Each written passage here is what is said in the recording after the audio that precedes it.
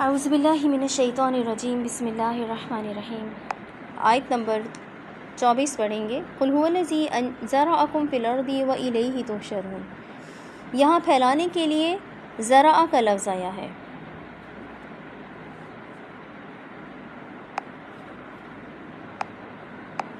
زال، را اور آ، ذرأ۔ دلچسپ بات یہ ہے کہ اس کے معنی بھی تخلیق کرنا ہے، پیدا کرنا ہے، لیکن یہ خلقہ اور نشأ سے مختلف ہے۔ خلقہ ہے کہ کسی تخلیق کی ابتدا کرنا، نشأ ہے کسی کو پیدا کر کے اس کو بڑھانا، اور ذرا ہے کسی کو اس کی اولاد کے ذریعے پھیلانا، کسی پودے سے پھوٹنے والی پہلی کمپل۔ اس کے معنی اولاد بھی ہے، کسی کی تعداد میں بڑھوتری کرنا، کوئی مخلوق اتنی بڑھ جائے کہ زمین میں پھیلتی جائے، یہ ہے ذرا۔ وَإِلَيْهِ تُحْشَرُونَ، اور اسی کے پاس اسی کے روبرو تم جمع کیے جاؤ گے۔ جمع کرنے کے لیے جو لفظ آئے ہے وہ ہے حشرہ۔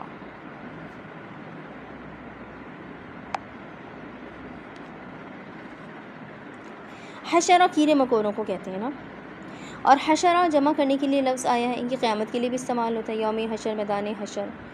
اور یہ کیڑے مکوڑے یعنی حشرات الارض کو بھی کہتے ہیں، کیونکہ اگر ان کو ان کے مطلب کی چیز نظر آئے یا وہ اسے سونگھ لیں تو وہ سارے کونوں سے نکل کے ایک جگہ اکٹھے ہو جاتے ہیں۔ تصور کریں کہ ایک جنگل کے مختلف کونوں سے کیڑے نکل کے ایک مقام پہ اکٹھے ہو رہے ہیں، اس عمل کو حشرہ کہا جاتا ہے۔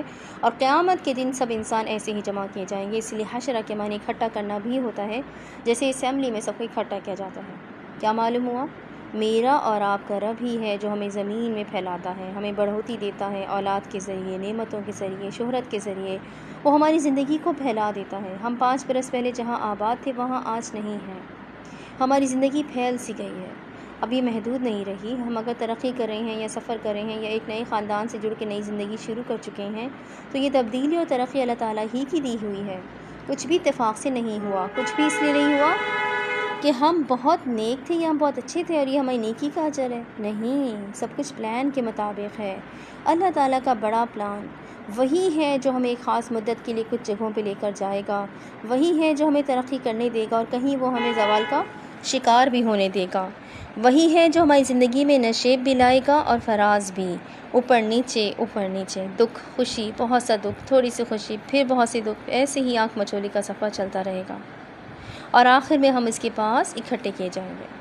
اگر ہم ان آیات کو ذہن میں رکھیں تو کیا بات معلوم ہوتی ہے کہ ہمارے ہاتھ میں تو کچھ بھی نہیں ہے، ہماری زندگی کے فیصلے وہی رب کرتا ہے، ہمیں بہت کچھ عطا کر کے بہت کچھ سے محروم بھی وہی رب کرتا ہے، ہمیں ایک پلان کے تحت وہ زندگی کے مختلف مراحل سے گزار رہا ہے۔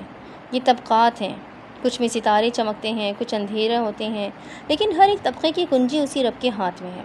ایک لمحے کے لیے یہ خیال عجیب ویرانی اور مایوسی پیدا کرتا ہے نا، ہمارا تو کچھ بھی نہیں ہے پھر، اور یہی دراصل سب سے بڑی آزادی ہے کہ ہاں ہمارا کچھ بھی نہیں ہے، نہ ہماری اولاد، نہ ماں باپ، نہ دنیا کے دوسرے لوگ، نہ دولت، نہ عہدے، نہ وہ سب کچھ جو اتنے برس تک جمع کیا، نہ تعلیم اور نہ کچھ اور، کیونکہ یہ سب کچھ کسی بھی لمحے چھینا جا سکتا ہے۔ تعلیم کی ڈگری بھی چھین سکتی ہے۔ کیسے؟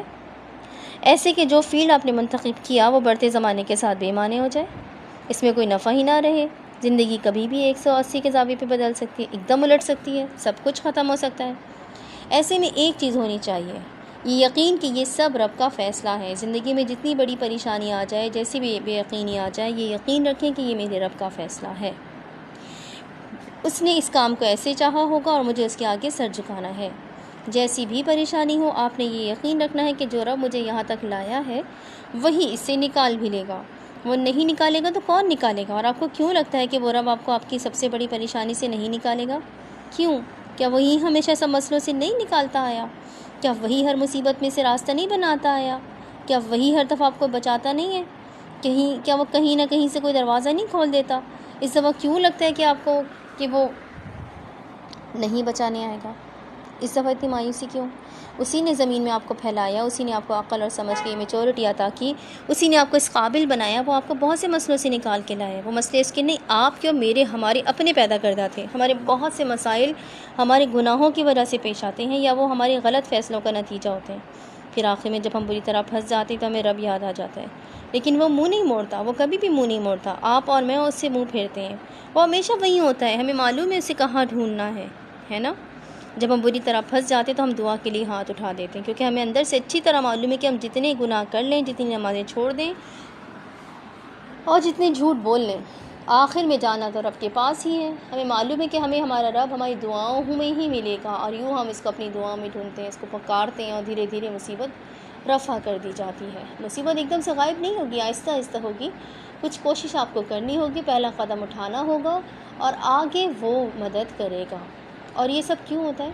ہم بار بار اسی ایک مرحلے سے کیوں گزرتے ہیں؟ تاکہ ہمارے دل یہ مان لیں کہ اسی رب نے ہمیں بنایا ہے، اسی نے آنکھ کان اور دل دیا ہے، اسی نے ہمیں ترقی دے کر زمین میں پھیلایا ہے، اور آخر میں اسی کے پاس ہم نے اکٹھے کیے جانا ہے۔ قیامت سے پہلے بھی ہم اس کے حضور بلائے جائیں گے۔ یہ اکٹھا کیا جانا صرف حشر کے میدان کے لیے نہیں ہے۔ میرا یہ ماننا ہے کہ انسان کو خوشی یا ناخوشی سے اللہ کے حضور جانا ہی ہے، لہٰذا اپنی خوشی اور رضا سے اس کی طرف لوٹ آنا ہے، اپنی نمازیں درست کر لینی ہے، غیبت کو ترک کرنا ہے، جھوٹ دھوکے اور دوسرے گناہوں سے خود کو دور رکھنا ہے، یا پھر آپ کے لیے ایسے حالات پیدا کر دیے جائیں گے کہ آپ کو ناخوشی سے زبردستی رب کی طرف جانا پڑے گا۔ اس لیے بہتر ہے نا کہ ہم اپنی رضا سے اس کی طرف آئیں، بہتر ہے نا کہ ہم سکون اور امن کے دنوں میں اس کی طرف آئیں، کیونکہ یہ امن ہمیشہ ایسا نہیں رہے گا، دن بدلیں گے، طبقات بدلیں گے، تکلیف کے دن آئیں گے، جنگ کے دن آئیں گے، پھر ہم کہاں جائیں گے؟ اسی رب کے پاس، ناخوشی سے، خوف اور تکلیف کی حالت میں۔ اس سے بہتر ہے نا کہ وہ وقت آنے سے پہلے ہی ہم اس کے پاس چلے آئیں، اور وہ وقت ہم سب پہ آنا ہے، بار بار آنا ہے۔ تکلیف، مایوسی، خوف، کسی انسان یا چیز کا چھن جانا، صدمہ، یہ سب بار بار آئیں گے، اور ان کے درمیان کے گیپ کو خوشی کہا جاتا ہے۔ وہ تھوڑی دیر کی ہوتی ہے، آ کے چلی جاتی ہے، لیکن غم کی تو عمر طویل ہوتی ہے۔ اگر آپ چاہتی ہیں کہ اللہ تعالیٰ غم کے دنوں میں آپ کی دعائیں سنیں، تو اس کو امن اور خوشی کے دنوں میں، اچھے دنوں میں زیادہ سے زیادہ پکارا کریں۔